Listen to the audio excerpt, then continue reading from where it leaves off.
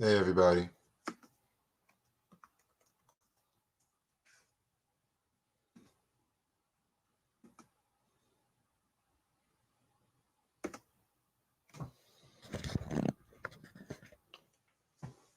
Okay. Ah, Jesus Christ.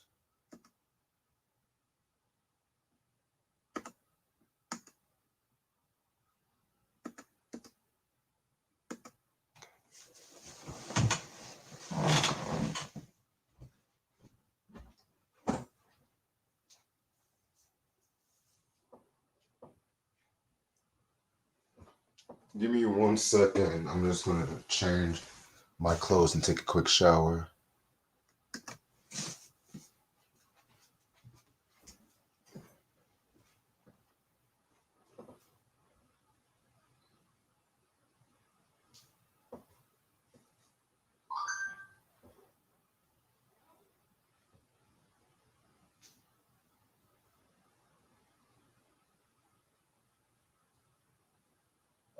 Jump on when you're ready.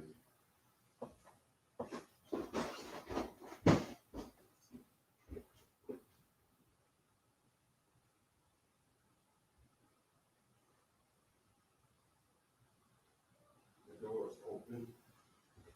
Just lock it when you come in. I'm about to take a quick shower.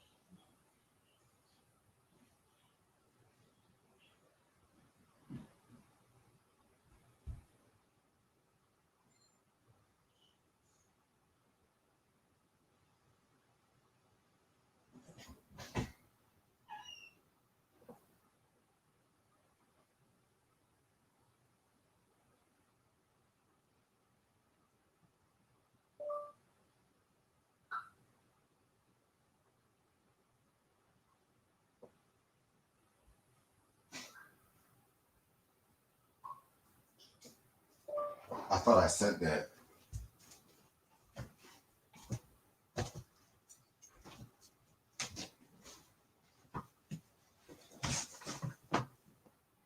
Oh, happy birthday, Too Short. Yeah, today's the anniversary of Capital Punishment. Yep.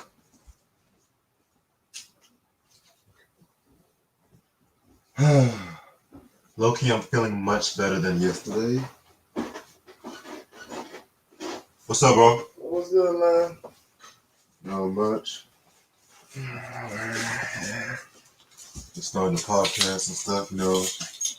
I know AJ's in the building. Yes, sir. I literally just got out the shower, so give me like 2 seconds. Okay, cool. Yeah.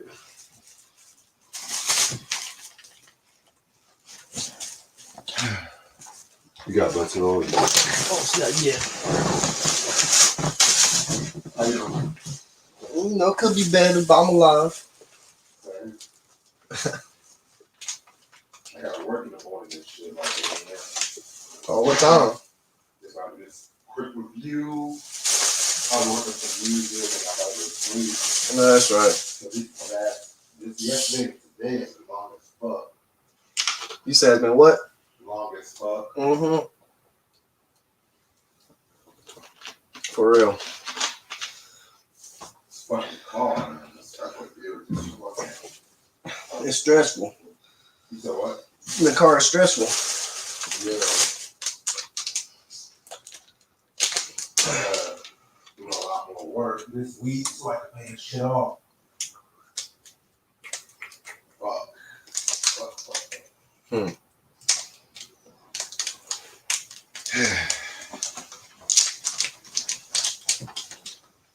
That's why I just want to get this drug test over with Saturday. So hopefully I can get this other job and then I can be better. Yes.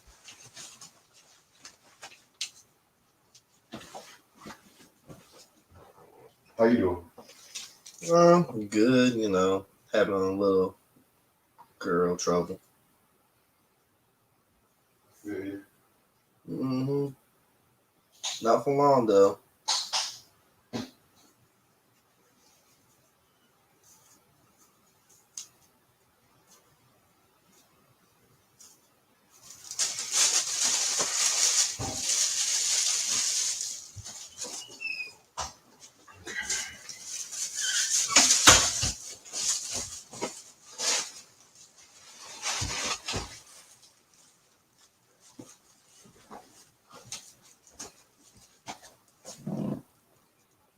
Sam, I could review Capital Punishment again, but I don't plan on doing it at the moment.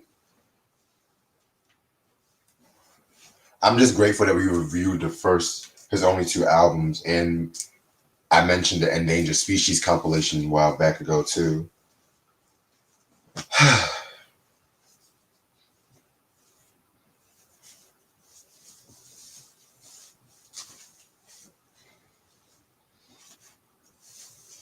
You want some water?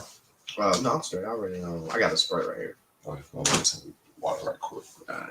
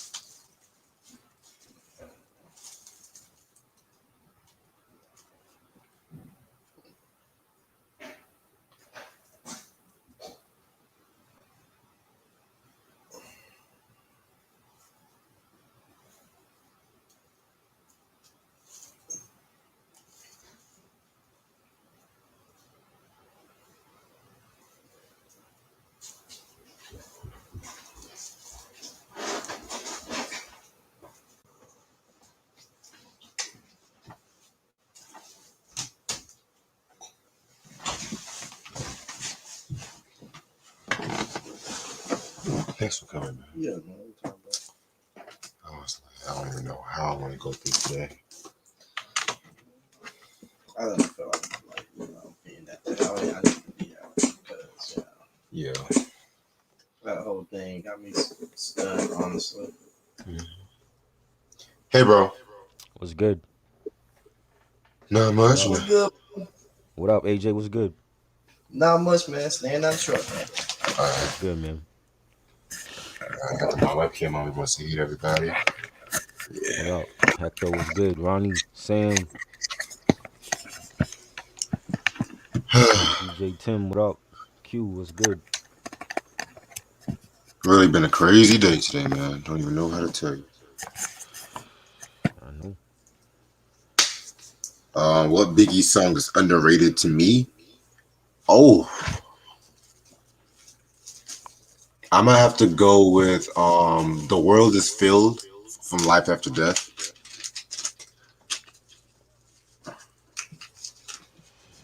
I don't know, man. It's too much shit. Underrated. I don't even think Biggie made underrated songs to me, man.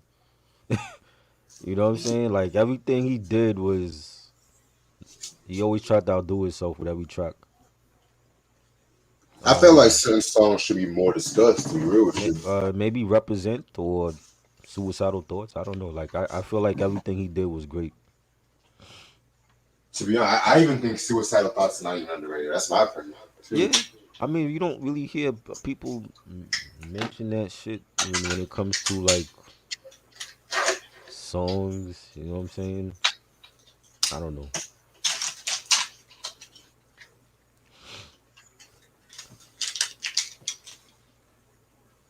Oh, me and AJ, we knew each other since like high school. Yeah. High school. Boy, and we used to be lit then too. Exactly. The stories we have, man, oh my god. Party and Bullshit is on the Who's the Man soundtrack. It's from there. Yeah, you said the Who's a Man soundtrack, right? Yeah, that's from the Who's the Man soundtrack. That's the Yep. first time I heard Biggie on that joint. Thank y'all so much for the love for the CD recap videos and stuff like that. Yo, Reg. Yo, shout out to Eric. I don't know if Eric is in here. Eric sent me a um a YouTube link to this vinyl collector. She's a female. Her name is the Big Yellow Rebel. I And heard, man, we got to get her on the show because she know her vinyl, man. Like I think BJ would like her.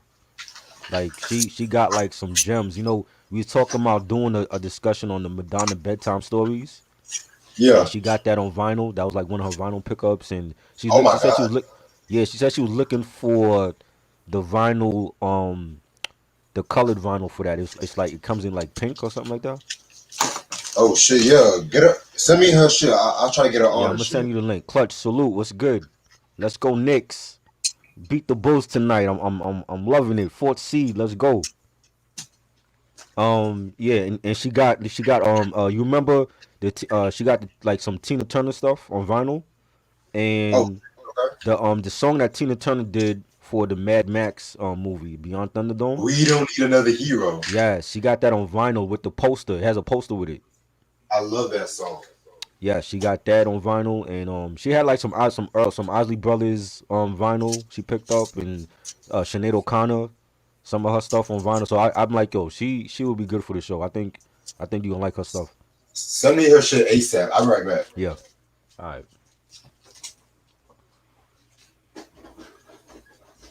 Which DMX song is underrated? Yo, you trying to play Smash or watch funny shit?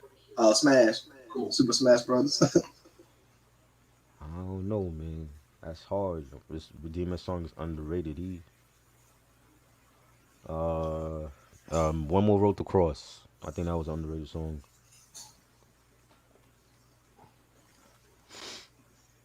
Which Tupac song is underrated? Um, this Tupac song, Trading War Stories. I always liked that one. Thought that was like an underrated joint. There's so many. Brenda's Got a Baby. That was everybody knows that song though.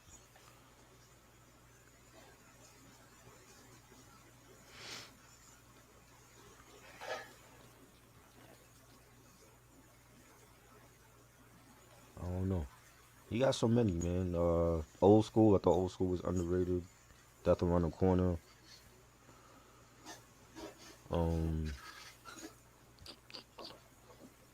A lot of his unreleased stuff was underrated. Who's underrated? Like Tupac songs, underrated Tupac songs, underrated DMX songs. I feel like there's more underrated Pac songs than Biggie songs. To be real with you. Yeah, because Pac had more. He did more stuff. You know, HBO Above the Rim is on HBO Max. Okay. Yeah, yeah, yeah, yeah, yeah, yeah.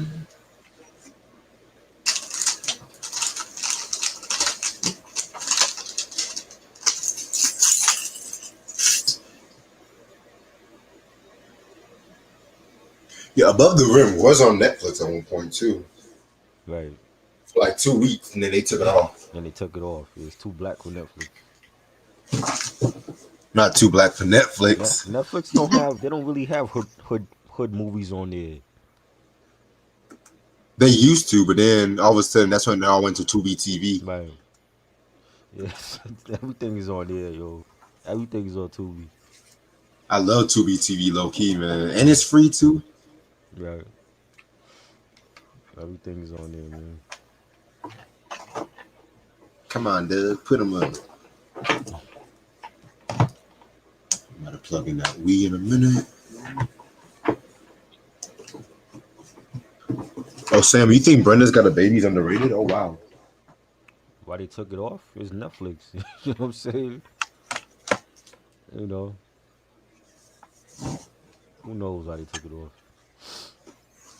Am I black enough for you? Voodoo or Brown Sugar.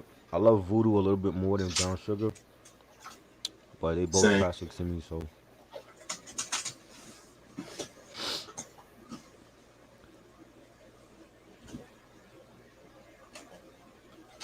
Okay. Are you hot? Oh, I'm talking about the new.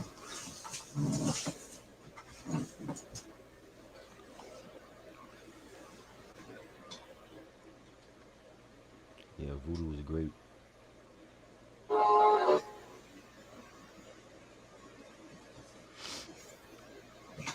That's making my list on Sundays, definitely.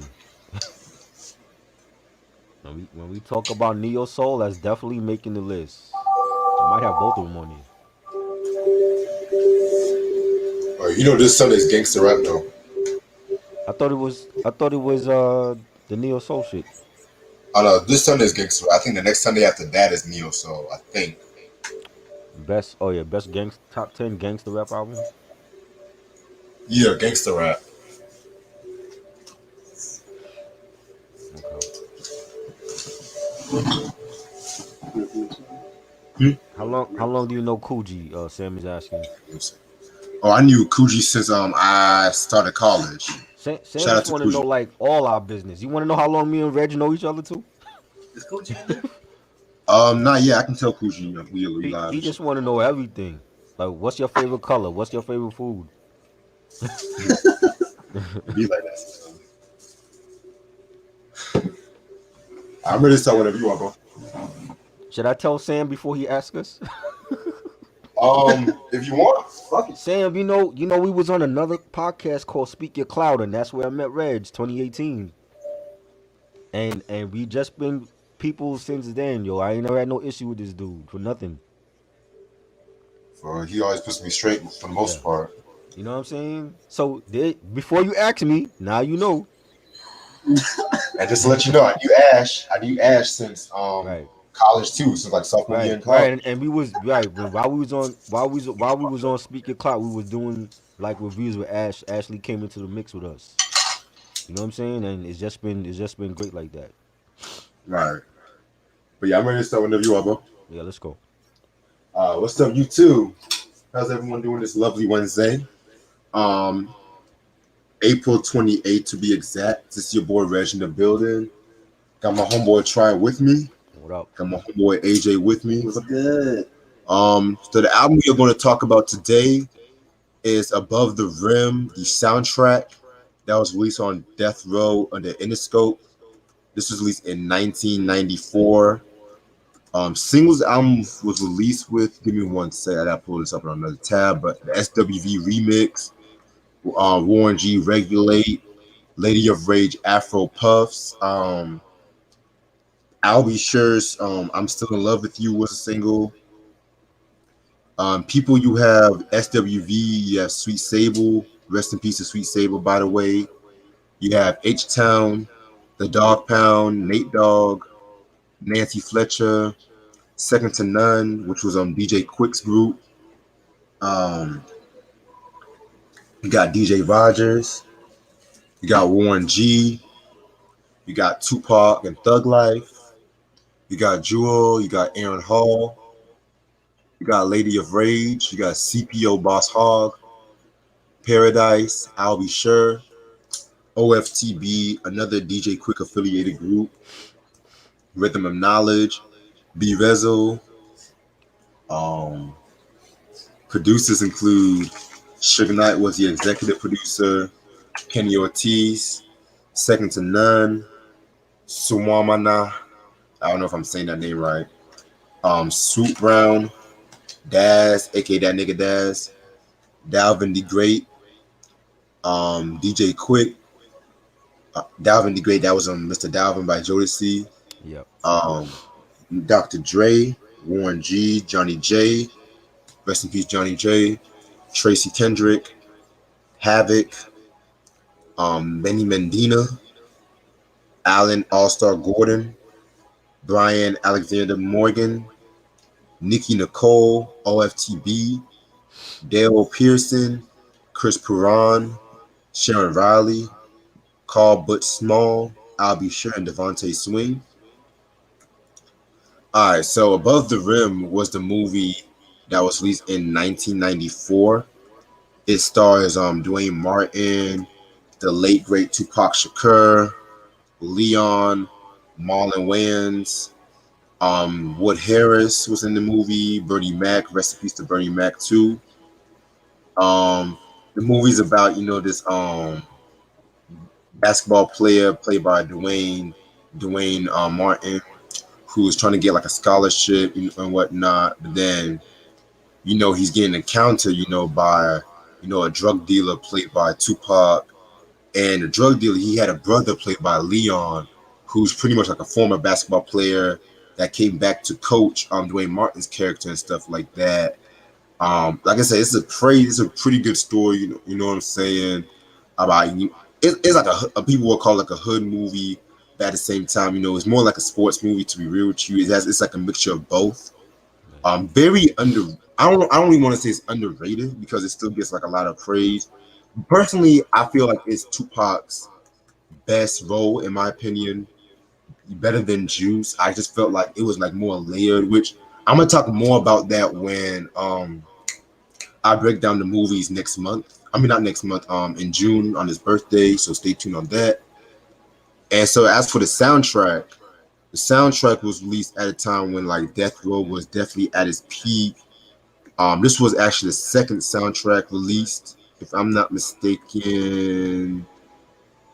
No, actually, this was actually the first soundtrack released on Death Row Records. Yeah, Excuse second me. is Yeah, that was the case. I don't know why I thought it was the case with the first one. And there was like a lot of tracks that was like left off too. Man. Most notably, "Pain" by Tupac, and Stretch was played at the credits and stuff. No, not the, yeah, it was played at credits too, Man. and stuff like that. And it was rejected. From what I looked up, I think that was rejected for the album by Dr. Dre for some reason and stuff like that. But then the engineer actually, requested to we put it in like the cassette version as a bonus track. Right. And whatnot too. And there was actually like a lot of other songs too, like "Loyal to the Game" with Treach and Riddler. I love that track. "Take It to the Face" by Naughty by Nature, dope track too. That's on 1993. Yes, sir. "Mobbing with the Dog Pound," that was a dope track. Mm-hmm. "Oh Shit" by the Far Side. So yeah, there was a pretty good amount of tracks, but only 18 made the album. So let's get started. Track number 1, us SWV with the Anything remix.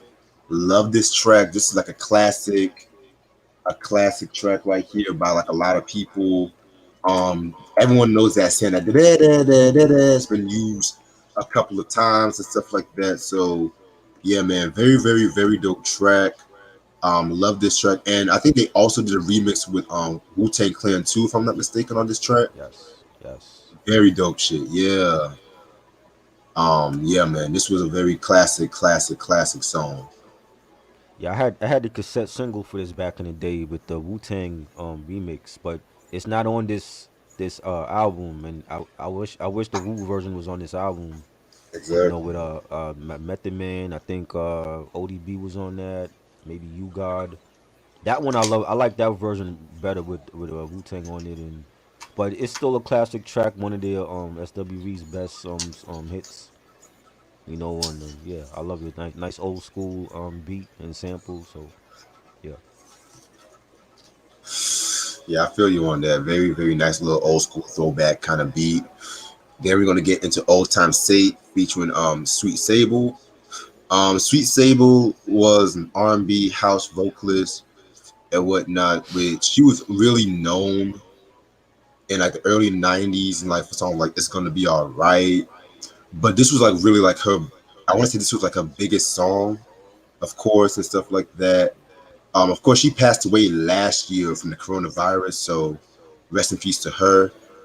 This track right here uses the Eddie Kendricks "Intimate Friend" sample. Love this track. I love the drums that they did on this. Definitely had that vintage death row feel to it. I love it. right. Yeah, it was cool. It was a nice track. I'm trying to remember Sweet Table. I don't remember her. I'm trying to remember the face. You know what I'm saying? But it was a cool track. It was I liked it. Yes, sir. Yes, sir. And then we're gonna get into Part Time Lover featuring H Town. Oh my god. Fucking H Town. Rest in peace to Dino, by the way. Very dope R&B group that was signed to Luke Records. They were this was also on the Begging After Dark album, which is a very, very underrated album in my opinion. Probably their best album in my opinion too. So dope beat. I love the synthesizer that they use for this shit. Devontae Swing produced this track too. And if you guys listen to the Begging After Dark album, you can tell Dino was influenced by Devontae's production at that time too. So yeah, very dope track. Yeah, it definitely has that Jodeci feel to it. I love Devontae's production. H Town killed it. Nice beat, really melodic vocals. There's a couple of dead artists on this soundtrack. I noticed. Exactly. Sweet Sable and dude from H Town and Park, and it's crazy. But yeah, this definitely one of my favorite R&B tracks on here. Yeah, I definitely feel you on that. Again, like a lot of art that could have even been on Death Row for all I care, but that's another story for a different day. Then we're gonna get into Big Pimpin' featuring the Dog Pound. This also features Big Pimpin', Dillamon, Nate Dogg, and Snoop. Yeah, this was pretty much like one of their breakthrough songs. I know a lot of people are familiar with the Big Pimpin' 2 that was off the Dog Food album. Dope Hmm. track, dope album. But I kind of prefer this version more. Oh shit, I forgot to say time. I kind of prefer this version more because of the fact that the beat was more darker and stuff like that. It definitely had like a nice feel to it. But yeah, very, very cool song. Love it.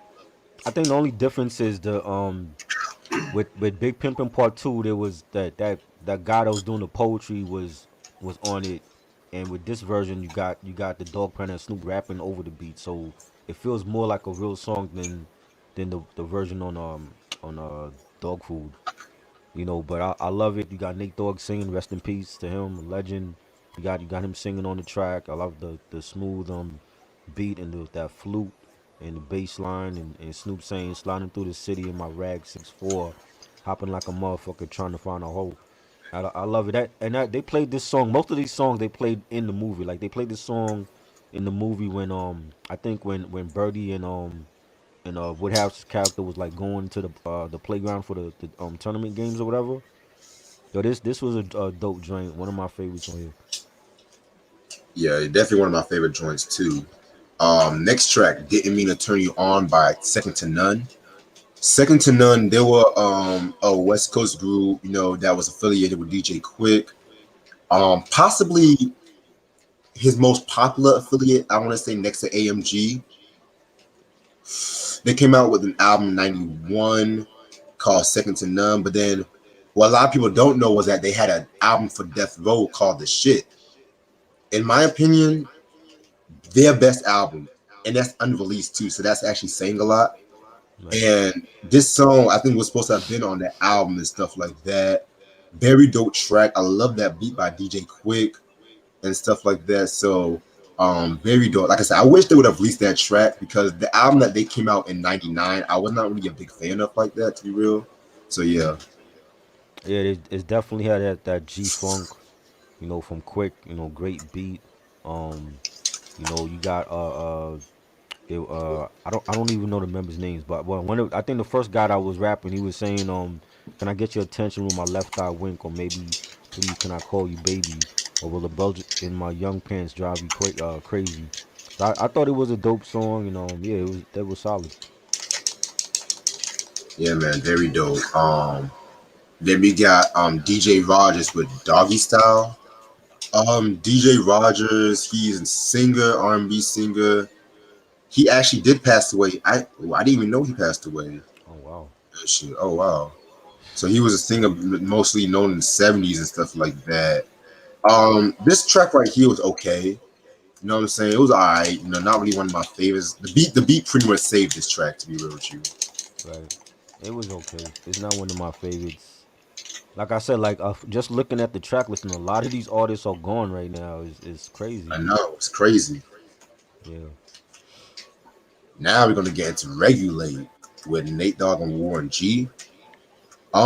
It's kind of crazy. I thought to myself like a lot of these songs I've talked about, but I never really talked about Regulate on this channel, which is kind of crazy. But Right. yeah, this is a hip hop classic. This is a song that really broke Warren G out, in my opinion, because there was a story. I think there was a story with this track too. So this song was actually on Def Jam because the album's on Def Jam, but Right. Suge Knight, he tried to like lowball. He tried to like pretty much Yeah. work his way and stuff like that because of the fact that Warren G originally was affiliated with Death Row Records, but Chris Lighty had to step in and just work some deal out with Suge Knight and But stuff like that. and the crazy thing is like they talked about this in the Warren G documentary. The crazy thing is Shug didn't really believe that Warren G could be a He artist. did it. And when Warren He G did it. said fuck you, I'm going to Def Jam, that's when he started trying to cock block him. I'm like, and you see, he proved him wrong. You know what I'm saying? Regulate, that first album went like multi-platinum and saved Def Jam at that time, and one of my favorite albums from Warren G. And this was like really my introduction to Warren G was with the Regulate song. Same. Yeah, but like the song itself is pretty dope too. Like it tells a story about like Warren G getting robbed and stuff like that. And then Nate Dogg telling his part of the story. Is that they going back and forth. He's trying to find Nate, and then they end up like chilling with two girls and stuff. You know what I'm Right. saying? It uses the classic Michael McDonald "I Keep Forgetting" sample, which a lot of people might not even know, but that song itself is a cover I of a keep song Chuck forgetting. Johnson Right. from 1961 too. So Right. um yeah, this track right here is a hip hop classic, one of my all time favorites from the Regulate G Funk era album, and also from this soundtrack. Man, this song was big over here in New York. Every radio station in New York was bumping this song. Every car that was going by was bumping this song. That's the type of love that we have for Warren G. I saw Warren G in concert that same year in '94 when the album came out. He killed it, and I've always loved this song. Nate Dogg killed it. Just hit the East Side on the LBC on the See, mission trying to find Mr. Warren G. Man, I love yeah, that shit, man. Like Nate killed that song. This is why they were always like a good combination, like Warren G and Nate Dogg, and I love it, man. It's a classic. very dope track. Next track, Pour Out a Little Liquor from Thug Life. I've talked about this track when I reviewed the Thug Life album, but I love this track. It's one of my all-time favorite pop songs. Period. The Thug Life album itself is very underrated. A lot of my Tupac fan, diehard Pac fans should know about that one. I love the video mix where they use like the bottle effects when they pouring out the liquor and shit Right, like that. But right. yeah, man, this was a very dope song. Kind of eerie how they played this track when Birdie got killed. But Right. yeah, Yeah, this was also another big hit over here when that Thug Life album came out, and I heard that all the time on the radio. Hot 97 was bumping it, and yeah, it's always been one of my favorite tracks from that Thug Life album. Dope joint. Pac saying I packed a 9 and my nigga packed a 45. We drinking 40s, little shorties living naughty lives. Fire, classic Tupac joint. yeah, very dope joint indeed. Then we're gonna get to Jewel featuring Aaron Hall. Gonna give it to you. I like Jewel. I like Aaron Hall, but unpopular opinion, I kind of felt like Aaron Hall wasn't really needed in this song. Right. I'm just I gonna be agree. real with you. I mean, and this is coming from a guy fan. I'm being quite honest, but yeah, I just felt like he wasn't really needed. Yeah. I don't think he was needed. I think like at that time, like for Aaron Hall's solo career, like they try to pair him up with like different females. You know what I'm Yeah, saying? So I don't think he was needed. Like Joelle to me is an underrated singer. I don't think she needed any collab on here. Like she could hold it down by herself on this song right here. exactly. Yeah, man. Now we're gonna get into Afro Puss, Lady of Rage featuring Snoop Dogg. Classic song, possibly one of my favorites off this album. I mean, everyone knows this track. Use the Superman Lover sample. I might have to do a list on top hip hop songs that use that sample because there's been Right. quite a few and Hmm. shit. But yeah, this was a very dope track. This, like I said, this was again another big track for Death Row, and if people were expecting her album, but we all know the story with that one. So yeah, Lady of Rage definitely one of the most underrated lyricists in hip hop and stuff like that. Not just female MC. I just felt like she's been underrated. Period. I Right. didn't care for the Necessary Roughness album. I know you're a fan of that one, but I'm just grateful I got the album. I'm just gonna be real with you. So yeah, Same, same. I always felt like the album it wasn't she I don't know. I don't want to say she used the wrong producers. I just felt like if you had Dre on production and you had Daz, it didn't feel like a West Coast album. It felt like it she was didn't. trying to like combine both coasts together, and maybe it didn't gel the way it should have. Like same thing with the From album. They had the issues with the track masters and Dre, and that didn't really work out for them. And I felt that's what it was. It was like she tried to combine like have Easy Mo B and Primo for the East Coast, and then have Daz on there. And it didn't really it wasn't like a cohesive album sound wise. But I always thought Rage was like one of the best lyricists, and she didn't get she hasn't gotten the chance to really shine as an artist being on death row and so many issues with that label. But I've heard rumors like in the past couple years that she was planning on doing an album with Primo. Hopefully we get that. I don't know, but yeah, she definitely is a underrated artist. I love this song. This song was a huge hit.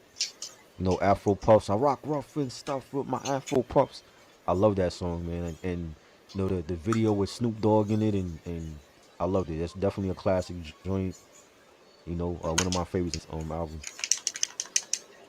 Yeah, I feel you on that. Then we're gonna get into CPO Boss Hog. Just so you know, CPO Boss Hog. He's a member of the Capital Punish organization, which was like a group in Compton.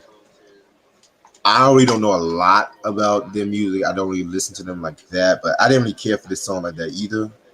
Yeah, Be real for you. Um, it was okay, but it was just kind of filler track. yeah. Some of the next couple tracks, it was like the beat production was good, but I didn't know like a lot of those artists. You know what I'm saying? Like this song, I like the beat, but I didn't really know dude like that.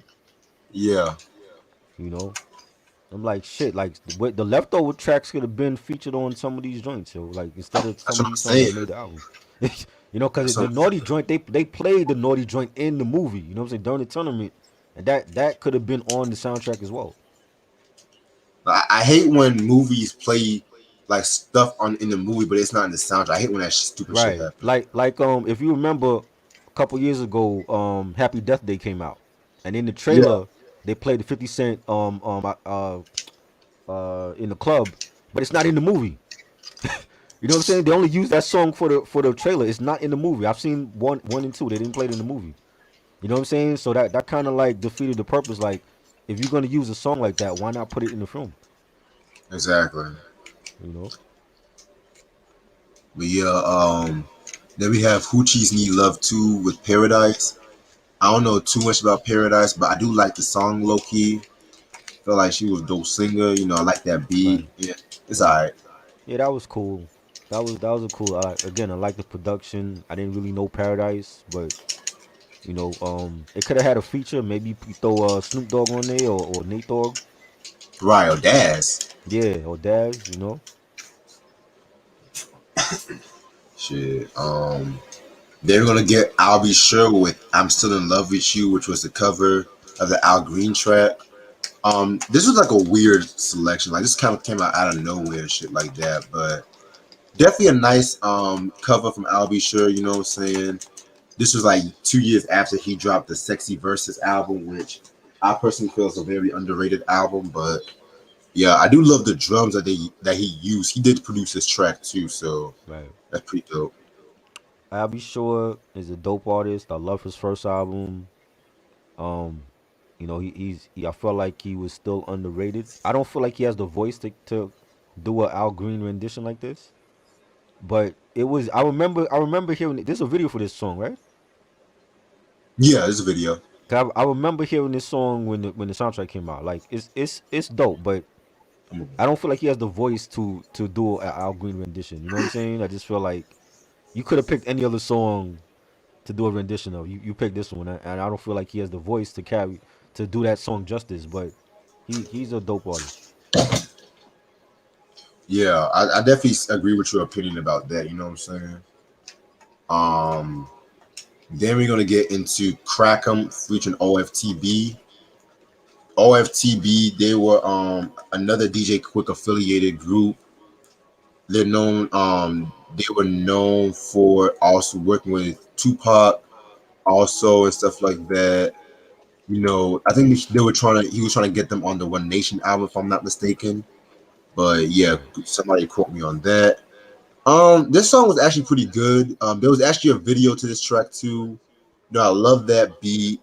I don't know too much about OFTB, so if my history is a bit hazy, I'm sorry, but yeah, Yeah, this was I like the beat. It has a nice G Funk beat. I remember Pac giving them a shout out on To Live and Die in LA in one of his verses. He gave them a shout out. But yeah, I don't know too much about them either. yeah. I definitely feel you on that. Um, the next two tracks, "You Bring the Dog Out" by Rhythm and Knowledge and "Blow It Away" by B Rezo, I didn't really care too much about. You bring the dog out of me again. A nice G Funk track. I feel like it should have had a Snoop feature because that's a song that Snoop would have killed. That definitely needed a Snoop feature. I mean, the whole Exactly. title alone, "You Bring the Dog Out of Me," you got to have Snoop Right. Dogg on there. You A know what lot I'm of missed saying? opportunity. Yeah, that one should have had a Snoop feature. B Rezzle, Blow It Away, nice beat. It's okay. It's not a great track to me. Yeah, I feel you. Um, Jewel is not deep enough. Pretty dope song. I didn't really care about it from the beat by Mr. Dalvin like that. I don't know, but yeah, I feel like Jewel did a thing, but I just didn't like that beat like that.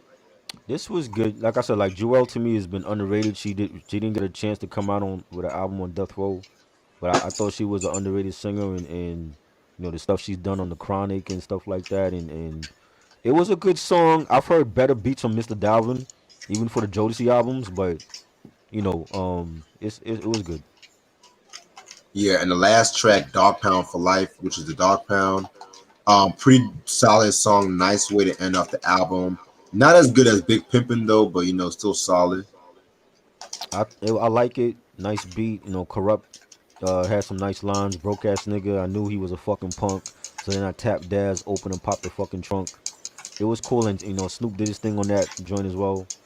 Great way to end the album. Yeah, I definitely hear you on that. And that concludes the above the rim discussion. Overall, this is a pretty good soundtrack. I'm not gonna lie, but I felt like the first half of the soundtrack was more better than the second half. I kind of wish they would have put some of the unreleased tracks better, like the Tupac tracks and stuff like that. But which I guess they didn't put it because at the time he was going through the sexual abuse thing, but it was on the cassette version and stuff like that. Right. But yeah, man, like I said, this was like a death row at their peak, in my opinion. I kind of prefer the Murder Was the Case soundtrack over this one. So yeah, I believe this one is still in print. So if y'all can find it, you must have it Is in it? your collection. Oh wow. I mean, yeah, I think so. Yeah, I never got it. I thought it was a good soundtrack. I do agree. Like the first half was great. It started off really strong. Some of the middle tracks with some of the lesser known artists like B Razzle, and I didn't really care for them. And then it ended strong with the Jewel song and the Dog Pound song. I definitely think it's a solid soundtrack. But I love Murder Was the Case more. I think Murder Was the Case was a flawless soundtrack compared to this. But yes, it's good. You know what I'm saying? Because we don't have soundtracks like these no more. So it's definitely right up there with like some of the best '90s soundtracks. You know what I'm saying? And the production was good, and yeah, I think the bigger artists, Dog Pound, Snoop, Pac, Rage, Warren G, they held it down. SWV, they made the soundtrack what it is. So I'll give it a 4.5. same. Yeah. Give me one second. I'm gonna check something downstairs real quick.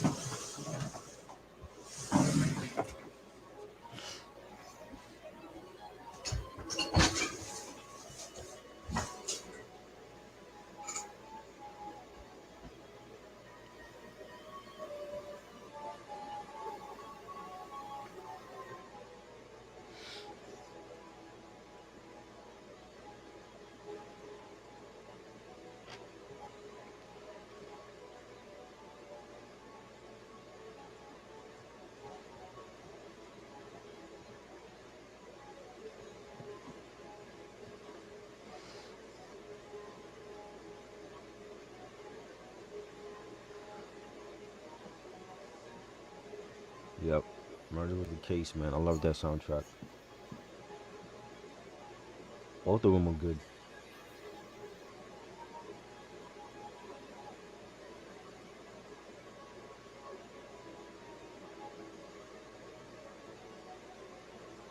I never heard that song. I Don't Bang No More.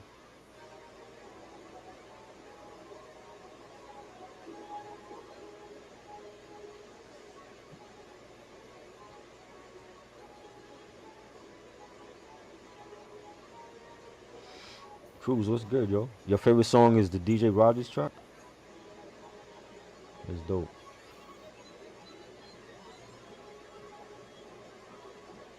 What do I think about the Michael album? I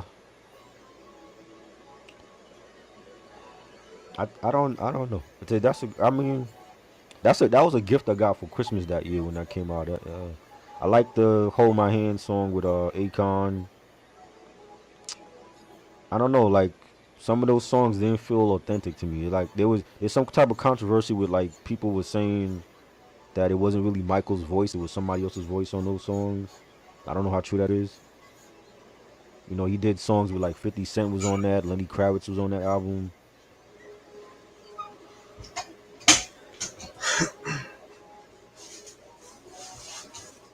You I okay, don't man? know. It's Yeah. it's not it's not I need to know the authenticity of that album because I don't know if it's really him or not. It's not. It's not Michael. No, So who's actually singing the songs then? it was some guy that sounded like Michael for the most part. Wow. So what about this the song you did with Akon? That's not really Michael? Oh, that's Michael. Yeah, because I heard that song before he passed away.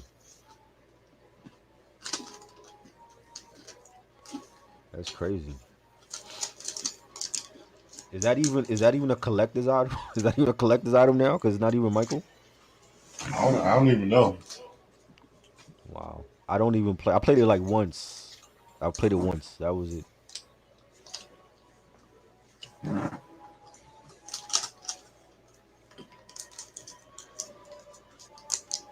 You ready for the SWV review tomorrow?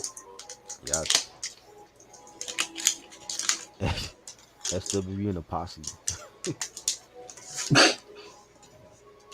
Oh man.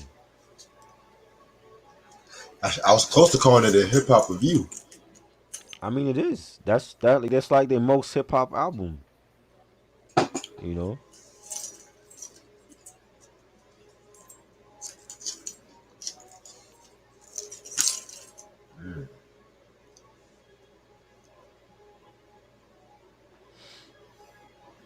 Well, I gotta check that song out, Ronnie. You saw I Don't Bang No More? What album that's from? What Corrupt album? What's from? That's a good question.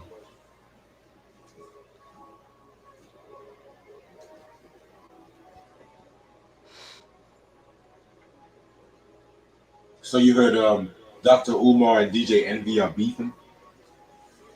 About what? Makia Bryant. Oh God. Why? What? Were they related to her? Like, what is the beef?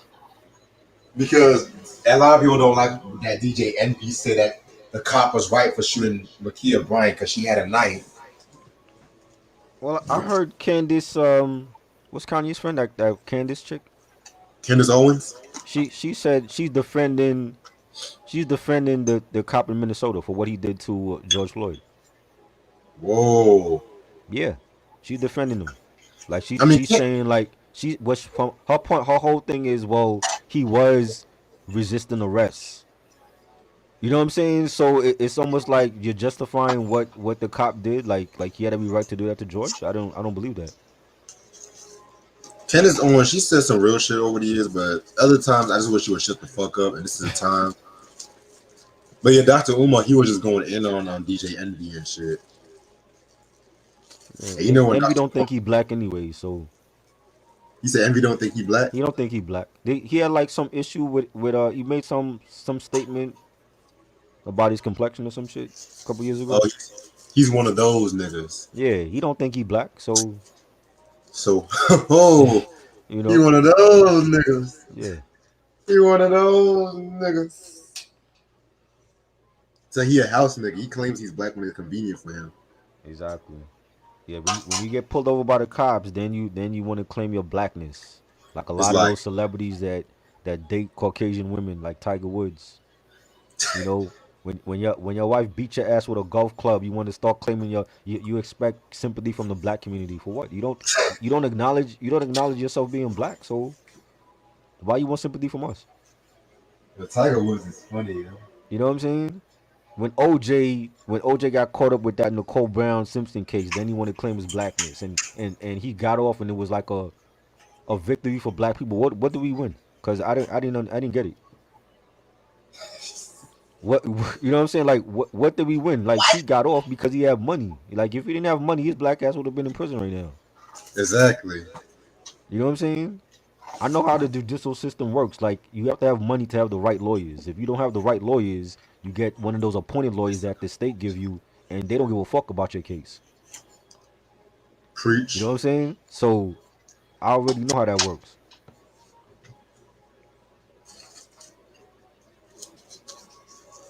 You know, it's like the buffoonery and the coonery got to stop, man. Like you got our people out here getting murdered daily by these fucking cops, and people want to come out and say stupid shit.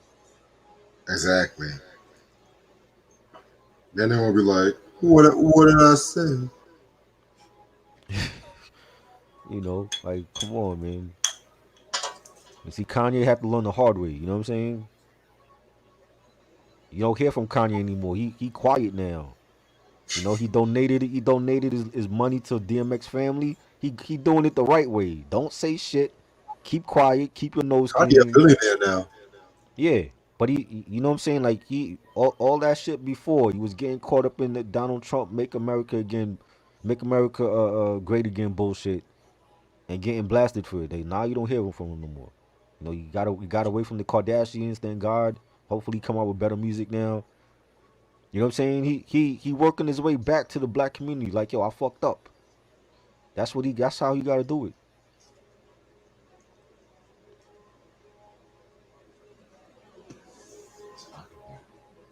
Changing faces, stroke you up, or fooling around.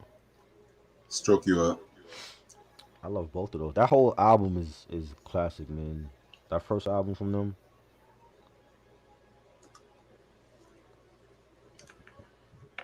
Yep. Your boy Kells is he's coming to Marlboro in August. That's where the trials start. They starting here. Oh Lord, I'm trying to get an autograph before you go into prison. this nigga.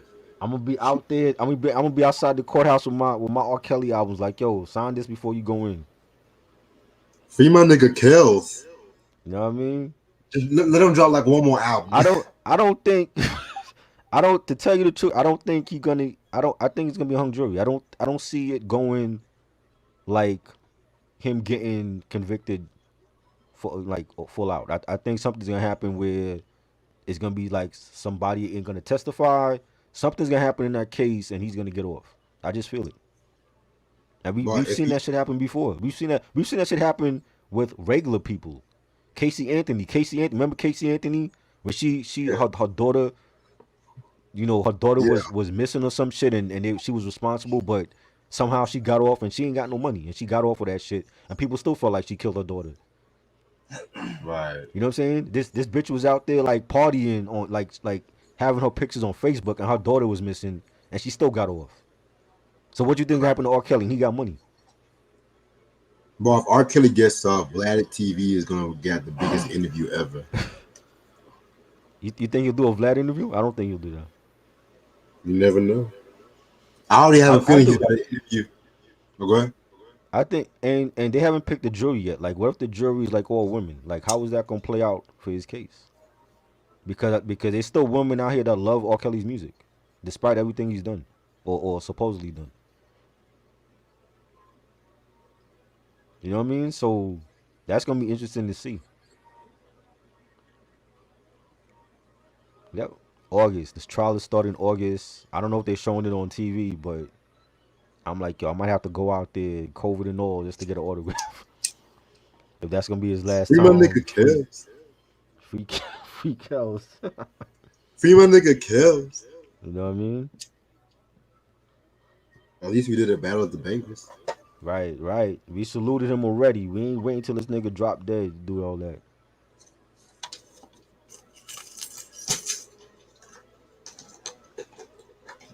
DJ Envy is a park? What does that mean?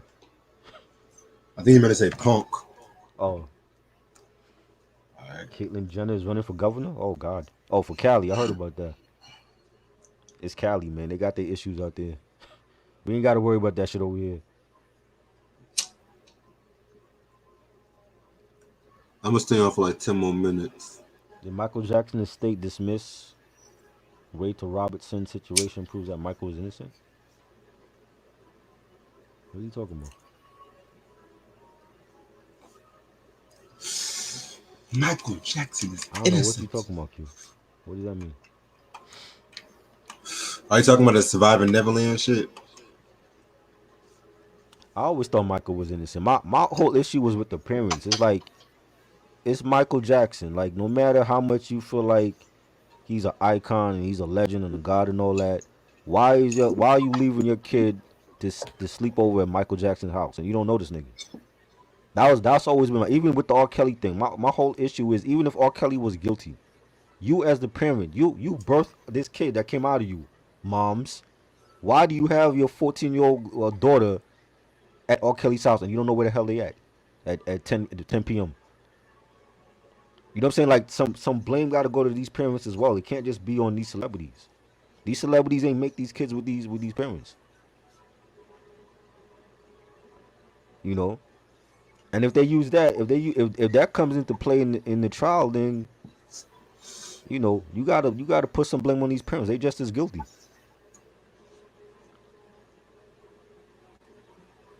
You know. You remember back in the day when you had kids that they would do shit because of what the music they were listening to, and they'd be like, "Oh well, I was listening to Eminem or I was listening to Tupac, and he made me go out and shoot a cop or do this." Or, you know what I mean? You can't blame the artist. You can't blame the artist for that. That's People stupid people shit. know people know right from wrong. You can't or back when video games were violent, they would blame the video games. Oh, well, I was playing Mortal Kombat and it or Call of Duty and it made me go out and get an AK-47 and shoot up my school. And you can't blame the video games for that. People know right from wrong.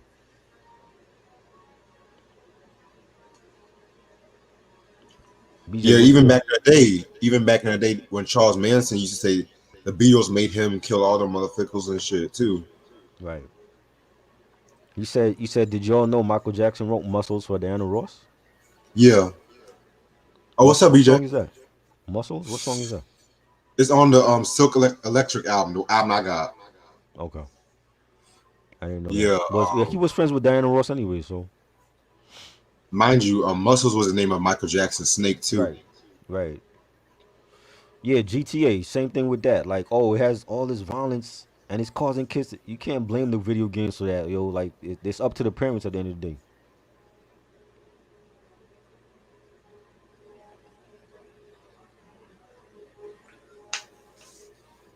Free my What? nigga Kevin. Leaving Neverland documentary, they dismissed the case where he killed Microwave, abusing him or whatever, and it wasn't proven. What? I don't know what you're talking about. All I heard kill microwave. What the fuck? Q, like when you type, are you like drunk when you typing? I don't know nothing you be saying. I don't know. I don't know what you saying about microwave. Something about microwave. It might be autocorrect. I know the feeling sometimes. Trust me.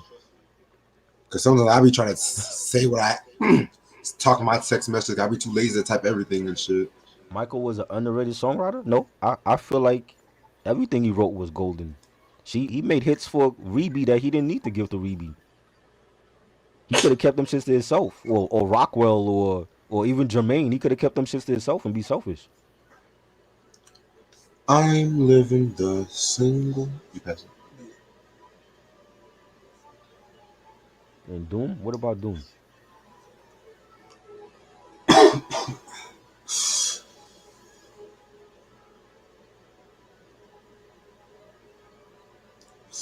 I'm living the single life.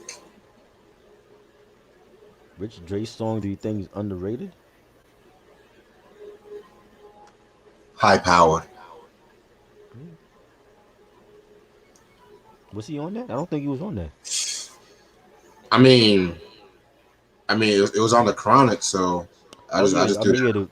the Doom, yeah, all of those games, all the Doom games, all that, all of those games, they had an issue. That's why they started rating the games, like putting the rating for the games. They wasn't doing that back in the day. They wasn't rating Contra and Super Mario back in the day. They started doing that when these dumbass kids was out here committing felonies and start blaming it on the games they were playing. No, it was the Karens that was blaming it on the games.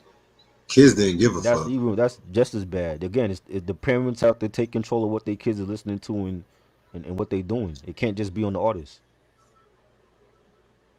Reg, you an artist, right? If you come out with a song tomorrow and you incite a riot and some stupid kid goes out there and starts rioting for no reason and they blame it on your song, is it your fault? Hell no, it ain't my fucking fault. Exactly. Because where are these parents at? You know what I'm saying? It can't just be, oh well, Reg Thompson came out with this riot song and he's inciting riot from the younger generation, and we blame him for what's going on now. They tearing up L.A. because of this riot song from Reg. That's helping your career, but that's not your fault because of what they doing. For real, I be seeing the motherfuckers like stomping my albums and shit, doing dance. You know, where's the common sense? Like this is what I'm talking about. Where is we had common sense back in the day. You know what I'm saying? From my generation, when niggas was listening to N.W.A. and Cypress Hill and all these other people, we wasn't going out there doing what they were saying on record. At least not for me, because I already had that knowledge of, you know, What they do is what they do. What I do is what I do. You know what I'm saying? If people don't have that common sense and they're going off of what you see in movies and in video games and music, then they just lost. I know.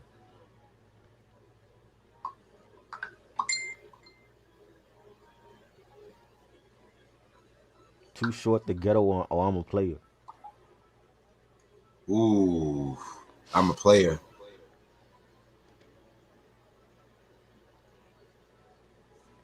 They don't know how to be themselves. It's too much. They want to follow like they favorite rapper.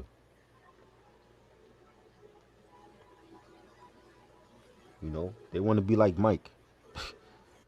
Everybody want to be like Mike. You know what I'm saying? It's not enough. They don't have that mentality to be themselves.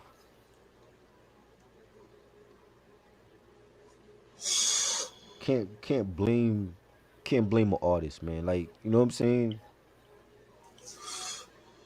Where's the parental?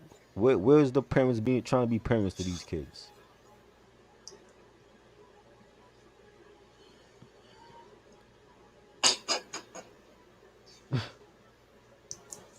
They out there watching reality TV and shit and trying to Yeah, be like the and Kardashians. and they just as ratchet as they kids, and that's the problem now that we seeing in society. The parents following what their kids is doing, so it's like the blind leading the blind. You know what I'm saying? There's nobody there to tell them no, don't do this because their parents is doing the same exact shit that they doing. You know what I'm saying? So if you a parent and you see nothing wrong with your daughter going to R. Kelly's house, that's on you. You know, common sense has to be used in his case. Like that got to be used. Like yo, like a lot of these women are grown ass women now, and a lot of them, some of them are still loyal to R. Kelly even after everything happened. So that's why I feel like he's gonna get off. There's something's gonna happen with that case.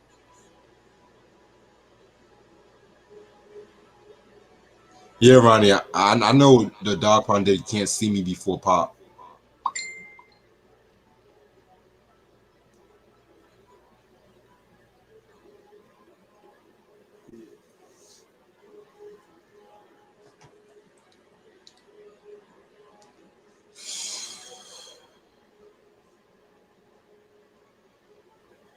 Hmm. So I had an idea I was talking to Ashley about. What's up? I'm gonna text it to you right now. The dog pound had that song before Pac. You said what? The Can't See Me song. That was the dog pound song. Yeah, I didn't know that. I always thought like I heard that was a beat for Doggy Style, and that Dre didn't never use, and he gave it to Pac. yeah, that was originally a beat for Doggy Style. Yeah, Oh, okay. And they put was George Clinton on that, or they just added him? yeah. Clinton was on that, but then Dre, he I think he tried to redo that for his supposed second album for the Chronic, but that was when Pop came back So from jail. this album that Dre was supposedly working on, it it wasn't called Chronic 2001, right? This was another album. It was called The Chronic. Papa's got a brand new bag, some shit like And that. does he have any? He did he scrap that whole album? Does he have like unreleased tracks on that album or no? I mean, he had a few unreleased tracks, if I'm not mistaken. But if I'm not mistaken, I think he left all those masters to Suge. Oh wow. So he oh yeah, Yeah. that's right because he left. He didn't he left without the money. Chuck owed him and the masters. Yep. That's crazy. So Chuck still Because got that shit. yeah, because he has songs like "Keep the Heads Ringing" was supposed to have been on that album. The original Yeah. "California Love." Um, what else? What else? What else? He had like a couple other songs he was working on too. Because mind you, Hmm. that's when Dre came back from jail. He Right. started working on that shit. It's crazy. All them niggas were just in jail. Shit. So what happens to those masters once if Chuck dies? Like, are they gonna be released or what? Well, Ray J got the rights to them now, so Right. you know Ray Suge J. gave the rights to them Of for the all record. people, of all people, Ray J. I thought you would say like it would go back to like Interscope and Jimmy Iovine. This nigga Ray J has it. You know how crazy that sounds? Ray J, who never carved out a real artist career for himself because he was too busy chasing reality ass and made Kim Kardashian famous, and he has the masters to Dre stuff. That's crazy. Oh man, only in Hollywood, man.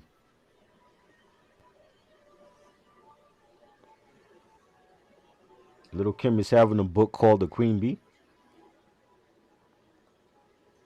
Oh, What's Lil she gonna Kim's talk dropping. about in that? What's she But gonna all talk these about in that? that's actually a book I don't mind reading, low key. I could only imagine what she gonna talk about in that. I know Raekwon's dropping a book later on this year too. I saw the cover for that. Yeah, That shit was fire. he said he's coming out on your birthday. Oh, the Lil Kim book? Well, happy birthday to me. Sam, Shit. Sam already pre-ordered it for you for your birthday, so you good. Hey, hey man, Sam, if you got me, I got you. I'm still waiting for my Belly Blu-ray. He ain't never sent me. But this dude asked me for my address and everything. But I know I need to look for some CDs this weekend and shit, yo. Have you seen But Natural Born Killers? Yeah, I saw that. I saw that film. but this whole car shit fucked me up, low key, man. I can't. Fuck. But it's all good though, cause you know what? I already got ideas what albums I'm gonna get anyway. Corrupt also used the MT-Made Juicy Fruit sample before Biggie for 40s on the Bud. Corrupt just used every sample, did he? Fuck. Where, where are you all looking up this shit from, man? Who sampled? Oh, what album that was for? I want to say a lot of those was unreleased tracks, Yeah, cause Corrupt. That was if that was before. He didn't drop a solo album till after Ready to Die. So yeah, and that album was trash. Corruption. right, the East Side is G's Up or Got Beef. G's Up. Love that song.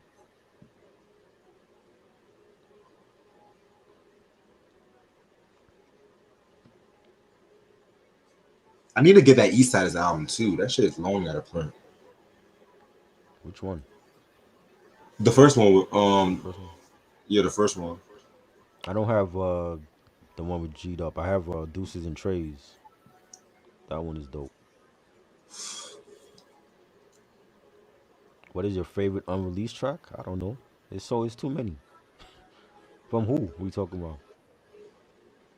I might have to go with Tupac and Biggie running from the police, the original version.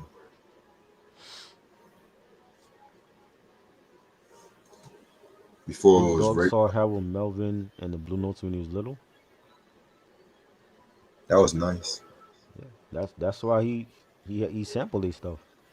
That makes sense. You without me is like hell Melvin without the blue notes. You'll never go platinum. Bitch, you'll never go platinum. Classic Snoop line. Who was he referring to? Teddy Pendergrass? No, he was just improvising. He was just freestyling off his ass. Wasn't Teddy from that group? Or is that another group? Yeah, Teddy was from that group. He was I the thought he reason was why they referring were to Teddy. platinum. I thought because Teddy went off and had his great solo career. That's who I thought he was referring to. He should have said you without me. It's like Teddy Pendergrass without the blue notes. You'll never go platinum. But that must suck to have your name in front of the group, but at the same time you're not the most popular member of the group. That must suck. Hey, it I actually happens. feel sorry for that. I actually feel sorry for Harold Melvin, Loki. It happens, yo. You know what I'm saying? When you look at some of those rock groups like Motley Crue. Motley Crue, to me, like the most famous one is Tommy Lee, and he's a drummer. He's not even the lead singer. But see, that's the thing. That's the difference between Motley Crue, because Motley Crue was like an ensemble. Everyone had their different personality and shit. Like a lot of people say Nikki was the best member.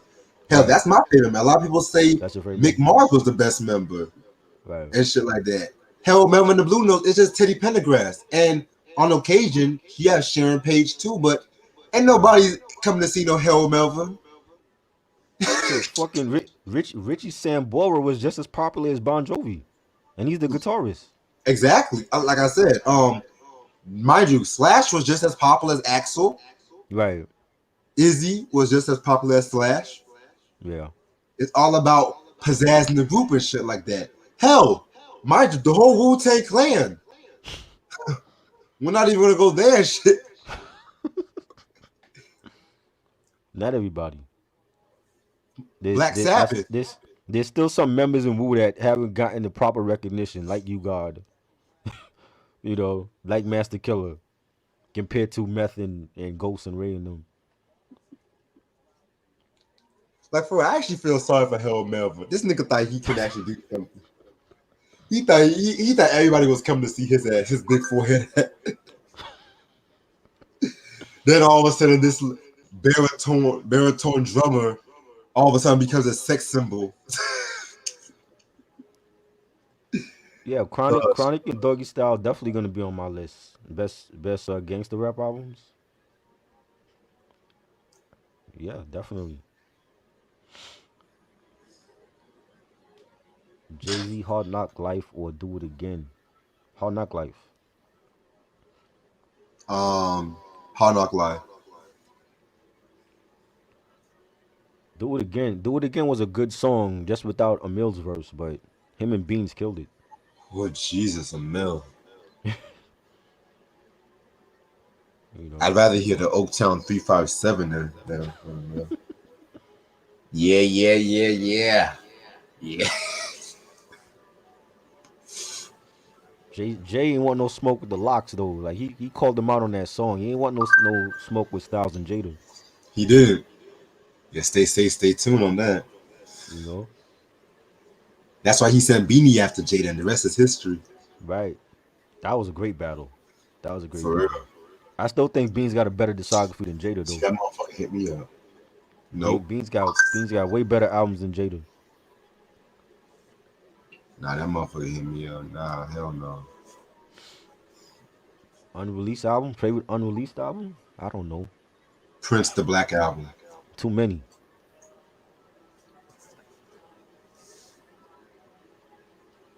Probably Power the Dollar.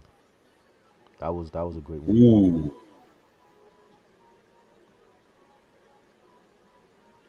Ain't nobody coming to see you, Harold Melvin. It's like saying ain't nobody coming to see you, Otis.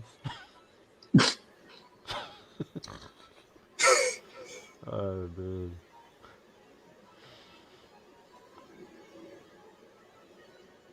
Otis Williams and the Temptations. That just sounds. Wow. And mind you, this What if nigga's huh? the last surviving member too. Right? What if Elton and Fire recorded Celebration? It would have been a much better song. It wouldn't sound like how we do now. It would have been their version.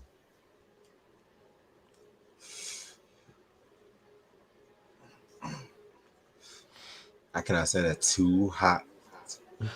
I love that Can't song. stand, can't stand that DJ, you hear what track. he's saying? He's saying Too Hot is whack. The He blasphemy are sounds you saying about Cool in the Game?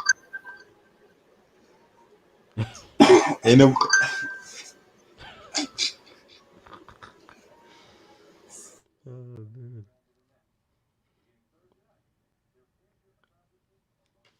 Average white band,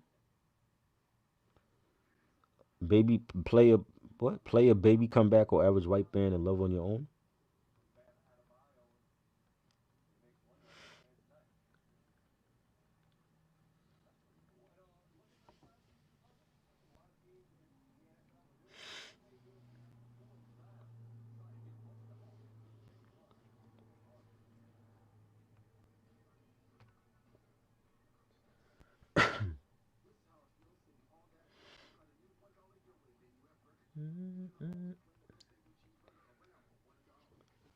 Would Luther Vandross do a song with Marvin Gaye? I think he would have. Why not? Oh, he lost Reg. I think he would have. Two legends.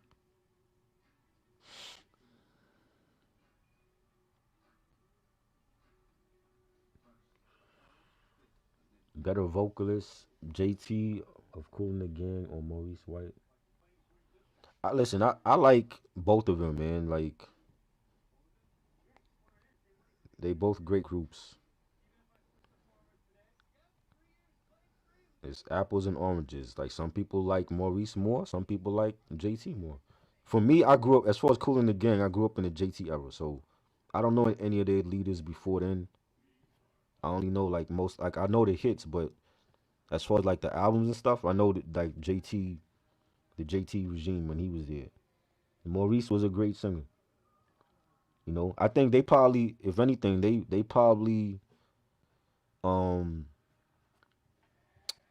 not hurt, but they probably like need Maurice more. Like Philip Bailey was good too, but Maurice was like really like the leader of that group to me. Marvin Gaye respect Luther. Yeah.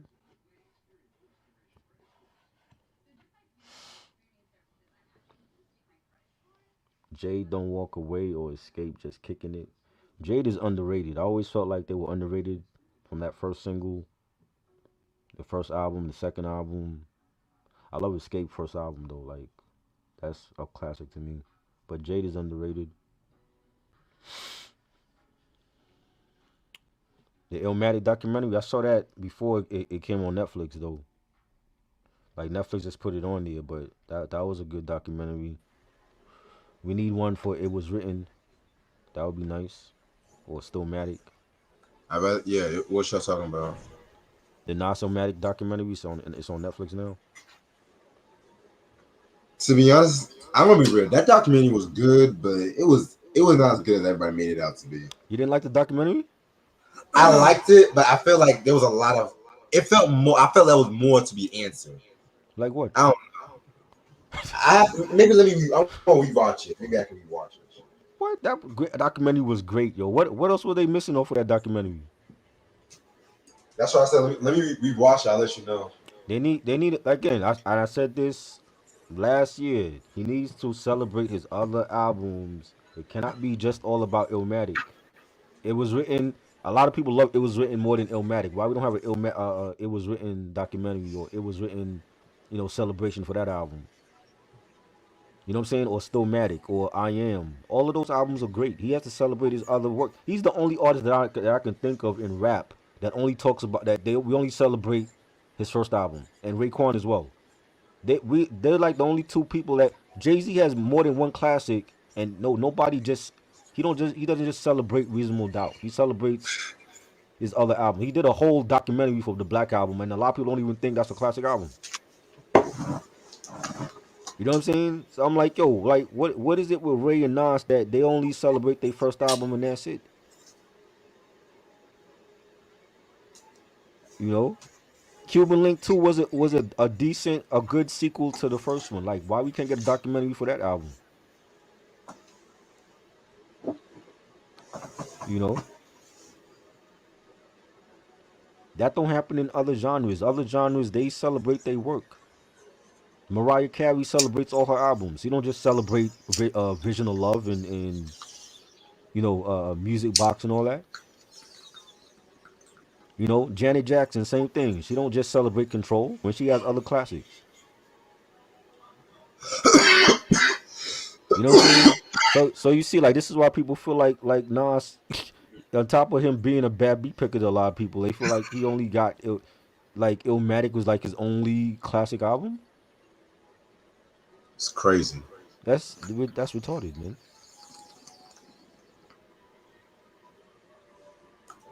Shit. Bubbler? Who's Bubbler? Who's that? What's a bubbler? I don't know. You know what I'm saying? We need Snoop. Yeah, but Snoop Dogg well, to me, Snoop Dogg have more than one classic album. I've always felt like Last Move was a classic. You know what I'm saying? I love his stuff on No Limit, and I'm not a No Limit fan. You know what I'm saying? He should be celebrating his other albums besides Doggy Style, because he's not a one album wonder to me. You feel me? Yeah. Cypress Hill have more than one classic. They don't have to always talk about Temples of Boom. You know what I'm saying? Or Ice Cube. Ice Cube don't always have to talk about Death Certificate or The Predator. He has more than one classic album. Like I don't understand why Like people are just fixated on this one classic album and then that's it. So you're totally like disrespecting the rest of their discography.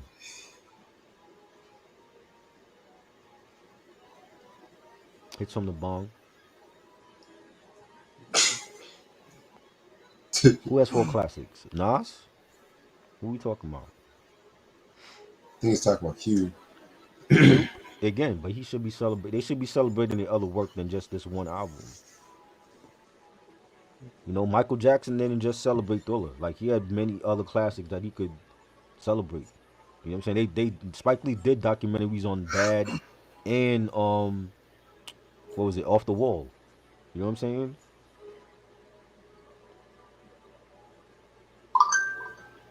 I love Cypress Hill.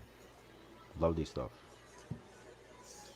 I'm gonna call it a night. Yeah, 'cause I gotta charge my webcam. But yeah, this has been a very, very dope review.